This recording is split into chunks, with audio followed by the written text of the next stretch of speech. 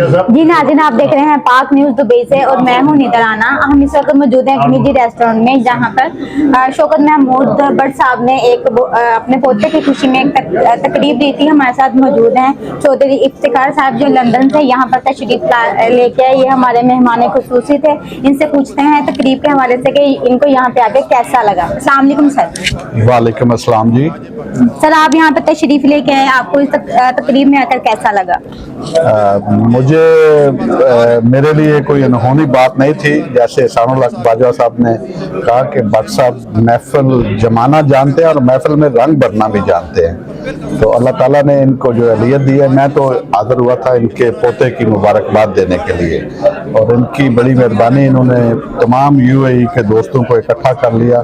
मेरा चूँकि सिर्फ एक रात का स्टे था, और मैं इस बात पे भी इनका शुक्रगुजार हूँ कि सब दोस्तों से इन्होंने मुलाकात करवा दी यहाँ पे आके। तो इसमें शौकत भट्ट साहब की शख्सियत एक ऐसी शख्सियत है जिसका कोई सब्स्टिट्यूट नहीं है जी।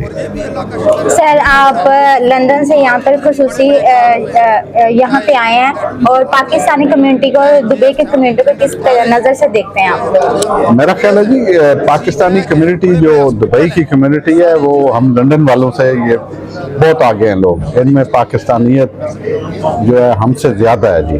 मैं इस बात का बरमिला एतराफ़ करता हूँ, और जितना दर्द दुख अपने दिल में, ओवरसीज पाकिस्तानी चाहे जिधर भी हैं, लेकिन माशाल्लाह दुबई वालों का एक अपना मकाम है जी। पाक न्यूज़ के देखने वाले व्यूवर्स को क्या मैसेज देते हैं आप? मुझे बहुत खुशी यहाँ पे पाक न्यूज़ और पाक प्रेस का ये आपके स्टिकर्स देख के कि आप माशाल्लाह बड़े एक्टिव हैं, बड़े लाइवली जा रहे हैं, और मेरी पाक न्यूज़ के लिए और आप सब लोगों के लिए बहुत सारी नेक तमन्नाएं। अल्लाह ताला आप सबको कामयाबी से नवाजे।